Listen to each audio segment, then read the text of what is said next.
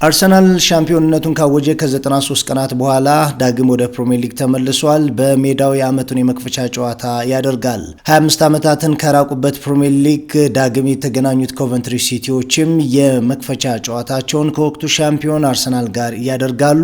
በብዙ የተሻሻለው ፍራንክ ላምፓርድ በብዙ ከተለወጠው ሚኬል አርቴታ ጋር የሚያደርጉት ጨዋታ ሌላው ትኩረት የሳበ ሆኗል። የ2026/27 የፕሪሚየር ሊጉ የመክፈቻ ጨዋታ በብዙዎች ዘንድ በጉጉት ይጠበቃል። ሰላም ጤና ይስጥልን፣ እንደምን አላችሁ? ይህንን የዓመቱን የመክፈቻ ጨዋታ የተመለከቱ ቅድመ ጨዋታ መረጃዎችን ወደ እናንተ እናደርሳለን። በሁለቱም በኩል የሚጠበቁ ተጫዋቾች እነማን ናቸው? በጉዳት ምክንያት ጨዋታ የሚያመልጣቸው ተጫዋቾች የትኞቹ ናቸው? በስፋት እንመለከታለን። አብራችሁን ቆዩ። ለቻናሉ አዲስ ከሆናችሁ ሰብስክራይብ አድርጉ። ቪዲዮ ለብዙ ሰው እንዲደርስ ላይክ፣ ሼር፣ ኮሜንት፣ ኮፒ አድርጉልን። አርሰናል የፕሪሚየር ሊግ ሻምፒዮንነቱን ከ22 ዓመታት በኋላ ካወጀ 93 ቀናት ተቆጥረዋል። ከነዚህ 93 ቀናት በኋላ የሊጉን የመጀመሪያ ጨዋታ ደጋፊዎች ልክ እንደ በዓል አብዝተው የሚጠብቁት ሲዝን ኦፕነር ጨዋታ ነው። ደጋፊዎች ያለፉትን ዓመታት መክፈቻዎች ከጠበቁበት በተለየ ስሜት ከፍ ባለ ጠባቂነትም የሚያዩት ጨዋታ ነው። ቡድናቸው ሻምፒዮን ነው። በኮሚኒቲ ሺልድም ሲቲን በልጦ ለተፎካካሪዎችም መልእክት የሚሆን ብቃት አሳይቶ የኮሚኒቲ ሺልድ ዋንጫን አንስቶ ዓመቱን ጀምሯል። በዝውውሩ ራሱን ማጠናከሩ ደግሞ ሌላው ደጋፊዎች ከቡድናቸው የበዛ ጥበቃ እንዲኖራቸው የሚያደርግ ነው። ክርስቶስ ዞሊስ በቡድኑ ውስጥ ፈጣን ተጽዕኖ የፈጠረ ተጫዋች ነው። ብሩኖ ጊማሬሽም ሌላው የሊጉ ልምድ ያለው ተፋላሚ አማካይ ነው። ኤዝሪ ኮንሳ ኤምሬትስ በር ላይ የቆመ ሌላ ተከላካይ። አሁንም መድፈኞቹ ራሳቸውን ለማጠናከር እስከ ዝውውር መስኮቱ የመጨረሻ ሰዓታት እንደሚሳተፉ ይጠበቃል። እነዚህ ሁሉ ጉዳዮች ተደማምረው የአርሰናል ደጋፊዎች ባለፉት 20 ዓመታት የሲዝን የመጀመሪያ ጨዋታቸውን ከሚጠብቁበት በተለየ ስሜት የዛሬውን ጨዋታ ይጠብቃሉ። አርሰናል ባለፈው ዓመት 85 ነጥብ ይዞ ነው የሊጉ ሻምፒዮን የሆነው ከማንቸስተር ሲቲ በ7 ነጥብ ርቆ። የሊጉ ምርጡ ተከላካይ ቡድን ነበር። በ38 ጨዋታዎች 27 ጎሎች ብቻ ነበሩ የተቆጠሩበት። ማንቸስተር ሲቲ 35 ጎሎች ተቆጥረውበታል። የሊጉ ሁለተኛው ምርጥ አስቆጣሪ ቡድንም ነው። በመከላከል የሊጉ ምርጡ ተከላካይ ይሁን እንጂ በማስቆጠርም ቢሆን የሊጉ ሁለተኛው ከፍተኛ አስቆጣሪ ነው። ማንቸስተር ሲቲ 77 ጎሎችን ሲያስቆጥር አርሰናል 71 ጎሎችን አስቆጥሮ ነበር። በሊጉ በጣም ትንሽ ጨዋታ የተሸነፈው ቡድን አርሰናል ነበር። 5 ጨዋታ ብቻ ነው በ38 ሳምንታት ጉዞ ውስጥ የተሸነፈው። ትንሽ ጨዋታዎችን ማቻ የተለያየ ቡድን ነው አርሰናል 7 ጨዋታ ብቻ። በሊጉ ብዙ ጨዋታዎችን ያሸነፈውም በተመሳሳይ ሻምፒዮኑ አርሰናል ነበር። 26 ጨዋታዎችን አሸንፏል። ማንቸስተር ሲቲ 23 ጊዜ ብቻ ነበር ድል ያስመዘገበው። በዚህ ሁሉ ኳሊቲው ላይ ደግሞ አሁን ሌላ ስኳድ ደብዝ አስመልክቶናል። ባለፈው ዓመት ወደ መጨረሻ አካባቢ ጉዳትና ድካም ሲያስቸግረው የክረምት የዝውውር መስኮት ተሳትፏቸው ምን ያክል እንደከፈላቸው ተመልክተናል። የስኳድ ደብዙ በሚገባ ለሚኬል አርቴታ አድቫንቴጅ ሰጥቶት ነበር። የ2025/26 ቁጥሮቹን በድጋሚ ስናስታውስ በአርሰናል በኩል 19 ክሊን ሺቶችን አስመዝግቧል። በሙከራ ደረጃ በየጨዋታው 8.2 ብቻ ሙከራዎች ይደረጉበት የነበረ ቡድን ነው። በየጨዋታው 2.4 ኢላማቸውን የጠበቁ ሙከራዎች ብቻ ነበሩ ይደረጉበት የነበሩት። ኤክስጂ በየጨዋታው ተጋጣሚዎቹ አርሰናል ላይ የፈጠሩት የጎል እድል 0.7 ብቻ ነበር እና እነዚህ የመከላከል ቁጥሮች አርሰናልን የአውሮፓ ምርጡ ዲፌንሲቭ ስታትስ እንዲኖረው አድርገዋል። የአውሮፓ ምርጡ ተከላካይ ቡድን አድርጎት ነበር። የዚህ ውድድር ዘመን የፕሪሲዝን ሁኔታቸውን ስንመለከት ውጤቱና አቋማቸው ለደጋፊዎች የተወሰነ ስጋት የፈጠረ ነበር። ነገር ግን ለነዛ ሁሉ ስጋቶች እና ፕሪሲዝን ጨዋታዎች ላይ ለነበሩ ጥርጣሬዎች የኮሚኒቲ ሺልዱ ጨዋታ በቂ ምላሽ ሰጥቷል። ማንቸስተር ሲቲን 3-0 ሲያሸንፉ የጎል ልዩነቱ መስፋት ብቻ ሳይሆን የ90 ደቂቃ የሜዳ ውስጥ እንቅስቃሴ አርሰናል በምን አይነት የስሜት ከፍታ ለአዲሱ የውድድር ዘመን ተዘጋጅቶ እንደመጣ በደንብ ምላሽ የሰጠ ነበር። እስኪ ደግሞ ወደ አዲስ አዳጊው ቡድን ወደ ኮቨንትሪ ሲቲ እናምራ። ኮቨንትሪ ሲቲ ከ25 ዓመታት ቆይታ በኋላ ነው ወደ ፕሪሚየር ሊግ የተመለሱት። ለመጨረሻ ጊዜ የፕሪሚየር ሊግ የመጨረሻ ጨዋታቸውን ያደረጉት 2001 ላይ ነበር።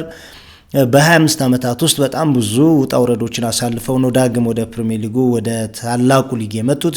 2018-19 ወደ ሊግ 2 የመውረድ ችግርም ገጥሟቸው ነበር። 2019-2020 ላይ ደግሞ ዳግም ወደ ሻምፒዮንሺፕ ተመልሰዋል። ለበርካታ ዓመታት የሊጉን በር አንኳኩተው ሳይሳካላቸው ወይም የሊጉ በር ሳይከፈትላቸው መመለሳቸው እናስታውሳለን። 2022-23 በፕሌይኦፍ ጫፍ ደርሰው በሉተን ታውን ተሸንፈው ነበር ከፕሪሚየር ሊግ የቀሩት። ቪክቶር ዮኬሬሽ ያኔ የቡድኑ ከፍተኛ ጎል አስቆጣሪ ነበር። በኮቨንትሪ በአመቱ 22 ጎሎችን አስቆጥሮ እስከ መጨረሻው ፕሌይኦፍ አድርሷቸው ነበር። ነገር ግን መጨረሻ ላይ በፕሌይኦፍ በሉተን ተሸንፈው ነው ከፕሪሚየር ሊግ የቀሩት። ቪክቶር ዮኬሬሽ ከ2021 እስከ 23 ድረስ በውሰት ኮቨንትሪ ሲቲ ማሳለፉ እናስታውሳለን።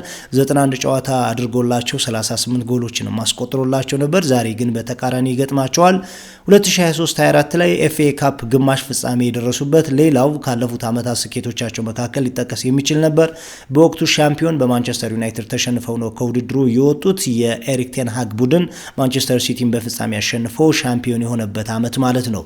ፍራንክ ላምፓርድ የ25 ዓመታትን የኮቨንትሪ ሲቲ የፕሪሚየር ሊግ ተሳትፎ ጥበቃን ገጥቷል። አሁን እንግዲህ በዝውውሩ ጥሩ ተሳትፎ አድርገው ራሳቸውን ለማጠናከር ሞክረዋል። 8 አዳዲስ ተጫዋቾችን አስፈርመዋል። በውሰት ይጠቀሙባቸው የነበሩ ተጫዋቾችንም ውላቸውን አራዝመዋል። ለፕሪሚየር ሊግ ልምድ ያላቸው 2 ተጫዋቾች ብቻ መሆናቸው ሌላው በኮቨንትሪ በኩል ስጋት የሚፈጥር ነው። ታዮ አዎኒ ከኖቲንግሃም ፎረስት ፈርመዋል። ከዛ ውጭ ደግሞ ፍራንክ ኦንያንካ በውሰት ነበር ባለፈው አመት ሲጠቀሙበት የነበሩት ከብሬንፎርድ አሁን ቋሚ አድርገውታል። ሌላው በደንብ ሊጠቅማቸው የሚችል ተጫዋች ነው።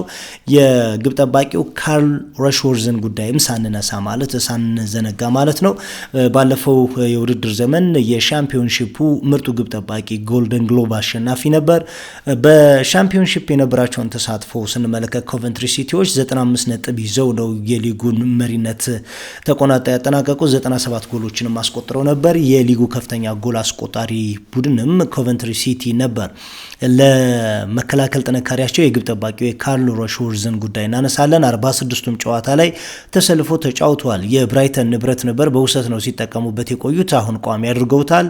17 ክሊን ሺት አስመዝግቧል። በ17 ጨዋታዎች ላይ ጎል ሳይቆጠርበት ነበር የወጣው። የሻምፒዮንሺፑ ጎልደን ግሎቭ አሸናፊ ነው። ቀደም ሲል እንዳነሳውላችሁ በማጥቃቱ በኩል የሃጂ ራይትን ብቃት ማንሳት ይኖርብናል። የቡድኑ ከፍተኛ ጎል አስቆጣሪ ነበር በ17 ጎሎች። ነገር ግን ዘንድሮ ይህንን ተጫዋች ቢያንስ እስከ 4 ወራት ድረስ እንደማይጠቀሙበት ታውቋል። ፕሪሲዝንም የለም። ያው የረጅም ጊዜ ጉዳት የታፋ ጅማት መበጠስ ነው ጉዳት የገጠመው። ስለዚህ ቢያንስ ለ4 ወራት ይህንን ተጫዋች ላይጠቀሙ ይችላሉ። ትልቁ ጉዳታቸው እሱ ነው። በአርሰናል በኩል ያው ምናልባት ቀይ መስመር ላይ በመከላከሉ ረገድ ቤን ዋይት ጉዳይ ለደጋፊዎችም ስጋት የሚፈጥር ነው። ከዛ ውጭ ግን ሚኬል አርቴታ ጥንቅቅ ያለ የተሟላ ስብስብ ይዞ ነው አዲሱን የውድድር ዘመን የሚጀምረው። ዩሪያን ቲምበር ገና አልተመለሰም፣ ልምምድ ጀምሯል። እዚህ ቦታ ላይ እንግዲህ ኮሚኒቲ ሺልድ እንደተመለከት ነው ቤን ዋይት ነው ቀዳሚ ምርጫቸው የሚሆነው። የአሰልጣኙም የደጋፊዎችም ምርጫ እንዳልሆነ ግን ግልጽ ነው። ቤን ዋይት ግን ደግሞ የቲምበር መመለስ እስከሚረጋገጥ ድረስ እዚህ ቦታ ላይ ይቆያል። በመሀል ተከላካይ የጋብሪኤል ማጋሌሽ እና ክሪስቲያን ሞስኬራ ጥምረት ዛሬም በድጋሚ እንመለከታለን። የዊሊያም ሳሊባ ከጉዳት አለመመለስ አሁንም አርሰናሎች በተከላካይ መስመር ላይ ሌሎች አማራጮችን እንዲመለከቱ አድርጓል። የኤዝሪ ኮንሳ ለመፈረም መቃረብም ዋናው ምክንያት የሳሊባ ረዘም ላሉ ጊዜያት ከሜዳ መራቅ ነው። በፍራንክ ላምፓርድ በኩል በቼልሲ የአሰልጣኝነት ጊዜው ሳለ 2019 ላይ ከሚኬል አርቴታ ጋር ያደረገውን የመጀመሪያ ጨዋታ በአሸናፊነት ነበር ያጠናቀቀው። ከዛ የመጀመሪያ ግንኙነታቸው በኋላ ግን በሁሉም ውድድሮች ፍራንክ ላምፓርድና ሚኬል አርቴታ የተገናኙባቸውን ጨዋታዎች ሚኬል አርቴታ ነው በአሸናፊነት ያጠናቀቀው።